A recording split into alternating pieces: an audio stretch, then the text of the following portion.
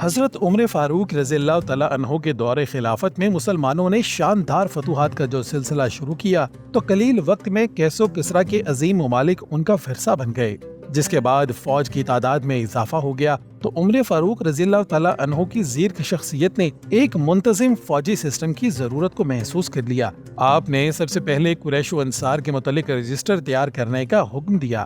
حضرت عمر رضی اللہ تعالیٰ عنہ نے یہ کام مخرمہ بن نوفل، جبیر بن مطعم، عقیل بن ابی طالب کے ذمہ لگا دیا، جنہوں نے ہر شخص کا نام و نسب تفصیل سے درج کیا اور خلیفہ وقت کی ہدایت کے مطابق رجسٹر تیار ہو گیا، جس کے بعد حسب، حیثیت، تنخواہیں اور ان کے بیوی بچوں کے گزارے کے لیے وظائف مقرر ہوئے۔ حضرت عمر نے مہاجرین اور انصار کی بیویوں کی تنخواہ 200 سے 400 درہم اور اہل بدر کی اولاد کی تنخواہیں 2,000 درہم سالانہ مقرر کروا دیں۔ اس موقع پر یہ امر خاص طور پر قابل ذکر ہے کہ جن لوگوں کی جتنی تنخواہیں مقرر ہوئیں اتنی ہی ان کے غلاموں کی بھی مقرر ہوئیں۔ کچھ دنوں بعد اس نظام کو قریش و انصار نے وسعت دے کر تمام قبائل میں عام کر دیا گیا۔ پورے ملک کی مردم شماری کی گئی اور ہر ایک کی تنخواہ مقرر ہوئی۔ عہد فاروقی میں شیر خوار بچوں کے لیے بھی باقاعدہ وظائف جاری کیے گئے، گویا عرب کا ہر ایک بچہ اپنے یوم ولادت سے ہی اسلامی فوج کا ایک سپاہی تصور کر لیا جاتا تھا۔ حضرت عمر نے نظام وضع کیا جس میں ہر سپاہی کو تنخواہ کے علاوہ کھانا اور کپڑے بھی ملتے تھے۔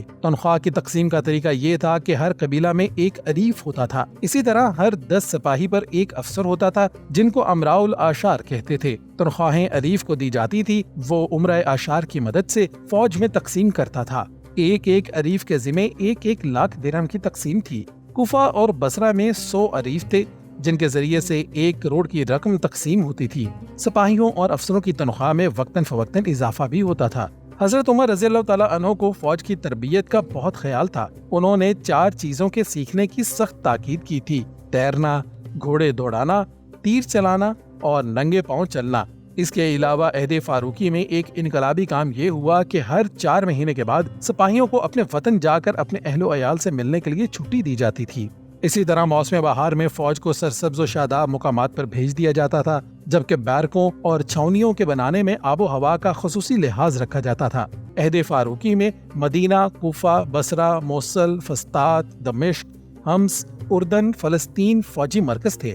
ان کے علاوہ تمام اضلاع میں فوجی بیرکیں اور چھاؤنیاں تھیں جہاں تھوڑی تھوڑی فوج ہمیشہ متعین رہتی تھی۔ عہد فاروقی میں پہلی بار فوج کو باقاعدہ محکموں میں تقسیم کیا گیا تھا۔ فوجوں کی یونٹوں کو مقدمہ، قلب عقبی گارڈ، سوار، پیادہ اور گھڑ سوار تیر اندازوں میں تقسیم کیا گیا۔ ہر مرکز میں 4000 گھوڑے ہر وقت ساز و سامان سے لیس رہتے تھے۔ فوج میں خزانچی، محاسب، مترجم، طبیب، جراح اور جاسوس ہر وقت موجود ہوتے تھے۔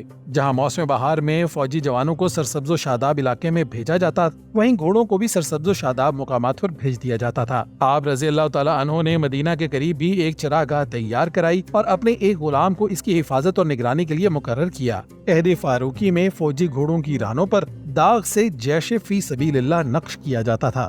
حضرت عمر رضی اللہ تعالیٰ عنہ کے دور میں فوج اور اس کے سٹرکچر کا باقاعدہ نظام بنایا گیا، جبکہ آج کی ماڈرن افواج بھی ان کی ماڈل سے مدد لیتی ہے اور تاریخ ان کو ان اصلاحات کی وجہ سے عمر دی گریٹ کے نام سے یاد کرتی ہے۔